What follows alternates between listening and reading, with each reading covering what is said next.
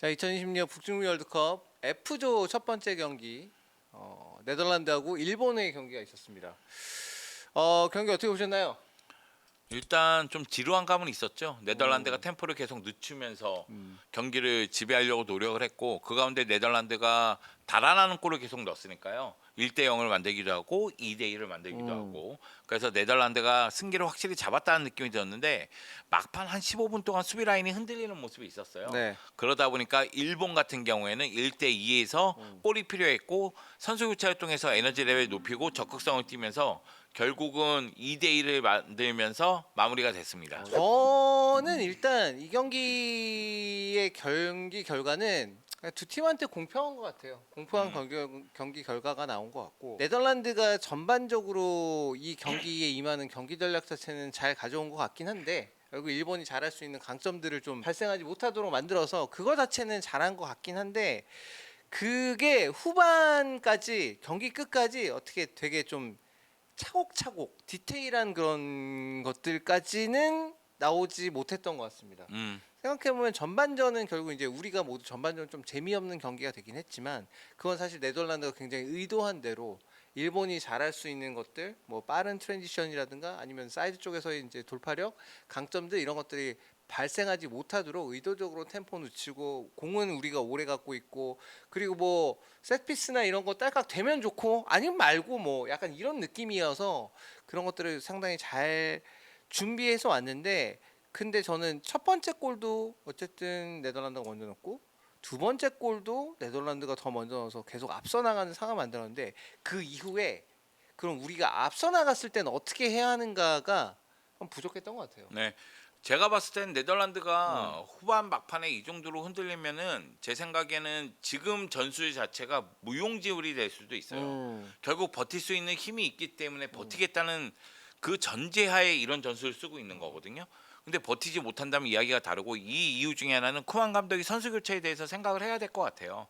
데파이도 그렇고 아케도 그렇고 교체 출전해서 이렇다는 걸 보여주지 못했거든요.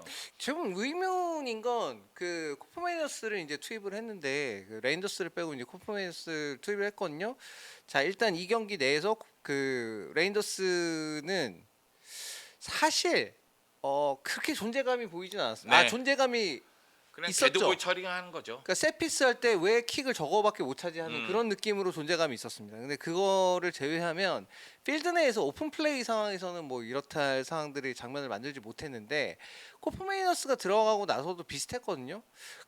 저는 한편으로는 그 생각은 했어요. 코프메이너스가 어쨌든 걔 키도 크고 그러니까 뭐 그리고 심지어 소속팀에서는 수비수로 나온 적도 있었으니까 그것도 염두에 두고 썼나? 라고 하기에는 결국 세피스로 골을 먹혔기 때문에 그게 그렇게 의도한 대로 잘 돌아간 것 같지 않아요. 제가 볼 때는 그러니까 물론 이제 대표팀까지 와서 이런 걸 감독이 무슨 세세하게 야 넌 들어가서 뭐 해야 되고 뭐 이렇게 세세하게 알려주는 게 아닐지는 모르겠는데 저는 그 생각은 있습니다. 네덜란드 선수들이 오늘 같은 상황들이 이제 나왔을 때 결국 내가 들어가서 무엇을 해야 될 것인가 큰 가이드는 이제 감독이 주겠지만 네. 내가 들어갔을 때 무엇을 해야 할 것인가에 대한 생각들을 좀 더 고민해봐야 될 지점 같긴 해요. 저는 솔직하게 얘기해서 이 경기 첫 골 반다이크 골이야 네. 만들어진 골이라고 음. 생각해요. 왜냐하면 흐라벤베르의 크로스 그리고 반다이크의 마무리가 있었는데 그 앞쪽에서 또 학포가 경쟁해주는 모습도 네. 있었으니까 이건 만들어지는 골이라고 생각하는데 나머지 골들은 거의 뭐 운이 따르거나 솔로 음. 플레이거든요. 그러니까 서머비에 같은 경우에는 슈팅 자체를 혼자 너무 잘한 거고 그렇죠. 그리고 그 일본의 두 골 같은 경우에는 굴절되는 장면이 또 있었고 그렇죠. 뭐 나카무라 골도 그렇고 뭐 네. 카마다 골도 그렇고. 물론 이제 축구에서 적극성을 띠면서 슈팅을 시도했기 음. 때문에 골이 나온 겁니다. 그렇긴 하지만은 뭔가 만들어서 하지는 못했다는 느낌이 들어요. 그럼 일본 입장에서는 골이 필요한 순간 만들지 못할 때 어떤 식으로 이제 마무리 질 것인가 여기에 대한 고민을 한 번 더 해볼 필요성이 있고요.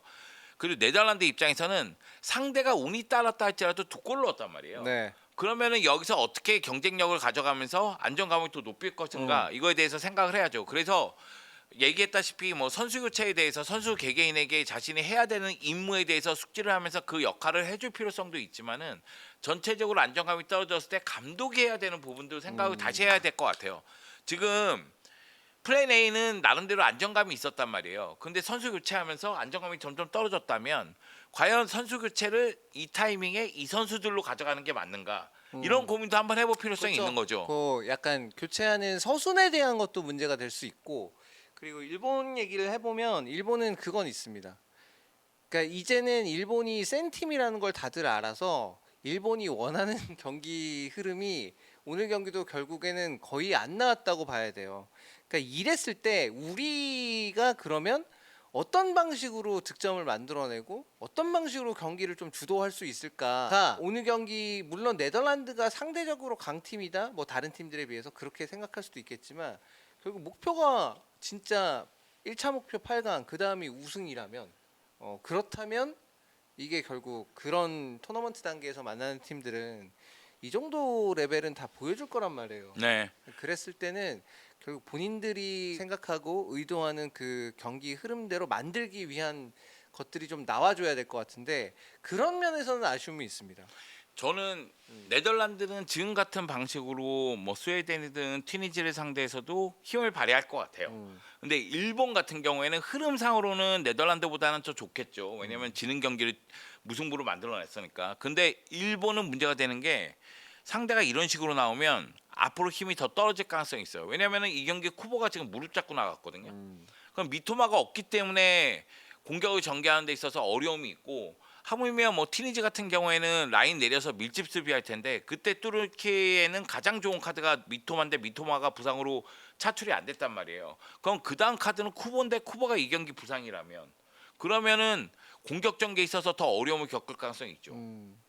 그래서 일본 입장에서는 그러니까 이 경기를 봤기 때문에 스웨덴 입장에서는 아 우리도 저런 식이면 해볼만하다. 우리는 심지어 90분도 할 수 있어. 예. 한국은 또 그 스웨덴이랑 경기 해봐서 좀 잘 알지 않습니까? 근데 이제 스웨덴 같은 네. 경우에는 수비가 단단한 팀은 아니죠. 그런데 피지컬이 좋잖아요. 그러니까 그렇게 해서 네. 이렇게 버티는 거는 우리 한번 해볼만한데. 그러니까 오히려 이제 스웨덴 어. 입장에서는 라인 내려서 버티고 그리고 이삭이나 요케레스 이용해서 골 넣으면 된다 이 생각이 있을 거예요.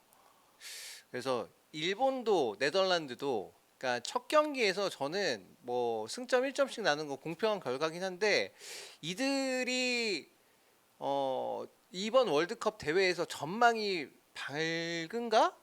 라고 생각했을 때는 약간 고개가 갸웃거리는 네. 그렇게 밝아 보이지 않아요 두 팀 다. 일단 일본이 그 우리의 목표는 우승이라고 공언할 정도의 전력은 아닌 것 같다. 왜냐면은 이게 그게 있어요. 그러니까 강팀이 결국 힘을 발휘하면서 우승하는 데 있어서 집중 견제를 뚫어내는 힘이 있어야 됩니다. 또는 강팀끼리 경쟁했을 때 이겨내는 힘이 있어야 돼요.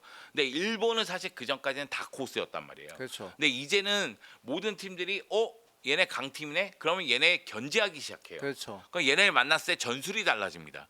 근데 그거를 이겨낼 수 있는 힘이 있느냐? 근데 이 경기 봤을 때는 글쎄 하고 가우뚱거리게 돼요. 거기다가 살짝, 오늘 패스미스가 너무 많았어요. 살짝 부족하긴 하죠. 살짝 부족하긴 했고 근데 이제 그런 게 있어요. 제가 이제 월드컵 많이 보면서 느끼는 건데 결국 이제 월드컵의 높은 단계까지 올라가는 팀들을 보면 이 시작이 좀 진짜 시작이 미미할지언정 대회를 거치면서 팀이 진화하는 팀들이 있습니다. 그러니까 그런 팀들은 되게 높은 단계까지 올라가요. 지난 대회 아르헨티나가 그랬잖아요.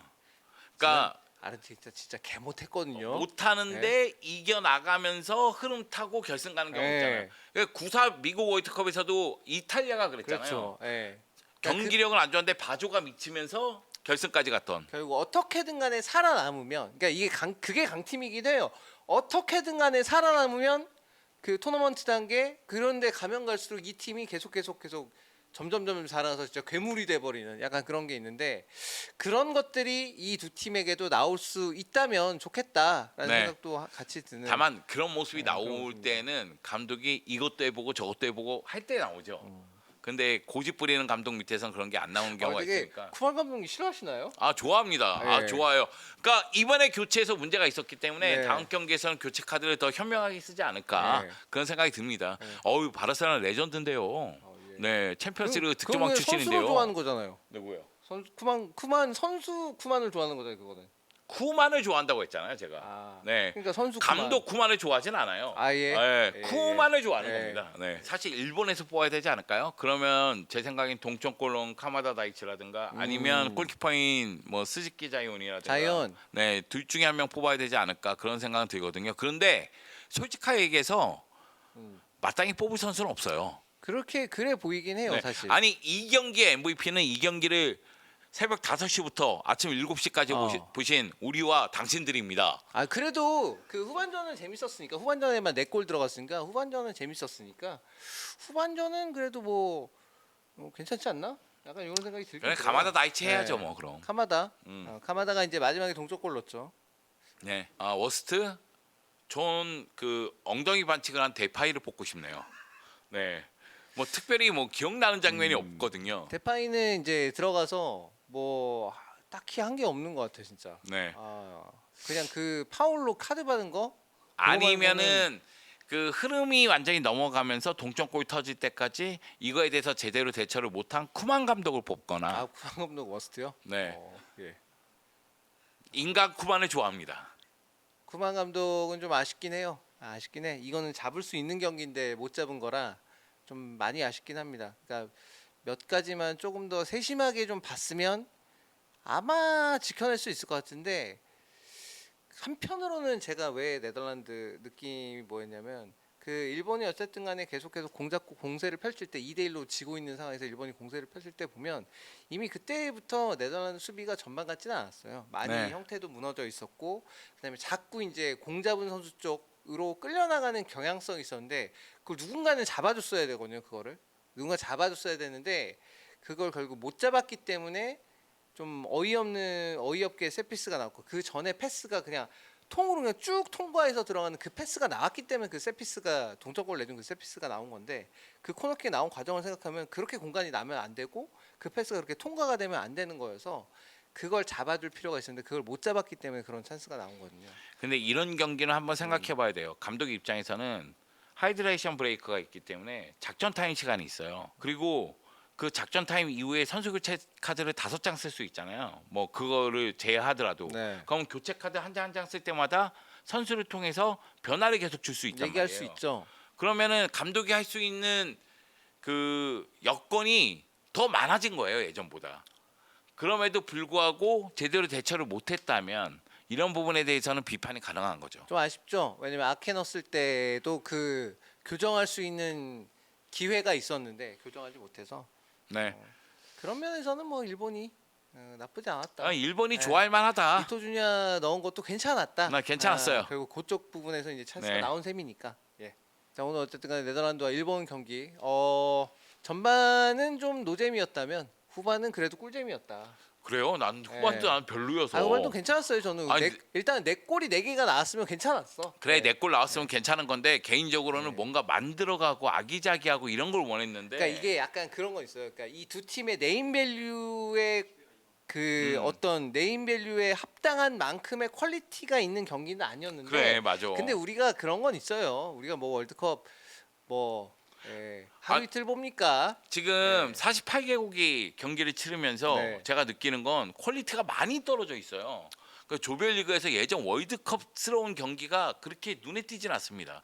그런 부분이 조금 아쉽다. 이제 저는 그래서 이제 뒤에 이제 그 유럽 강팀들 있잖아요. 네, 아직 아르헨티나도 경기 안 했고. 네. 그러니까 얘네들 좀 보면 뭐 그래도 좋지 않을까? 그래 스페인, 네. 프랑스, 뭐 아르헨티나, 포르투갈 네. 이런 팀들 팀들이 보면 이제 해봐야지. 네, 예. 지금까지는 뭐 소위 얘기해서 강팀이라고 하는 브라질 그리고 네덜란드 좀 아쉬웠고 독일은 평가하기에는 좀 그렇고 상대가 독일은 이제 상대가 피라소니까. 너무 차이가 많이 나서 좀 그랬는데 앞으로도 또 더 재밌는 월드컵 대회가 되길 바라면서 오늘 이제 네덜란드 일본 경기는 이걸로 이제 마무리 지을게요. 여러분 감사합니다. 감사합니다, 여러분들. 오늘 그 아침 일찍까지 시청하시느라 고생 많으셨고 네, 다음에 또 저희가 언제 다시 할지 모르겠지만 네. 다음에도 많이 원투펀치 플러스 채널 나 맞다고 그랬어. 네, 많이 보러 와주세요. 감사합니다. 감사합니다.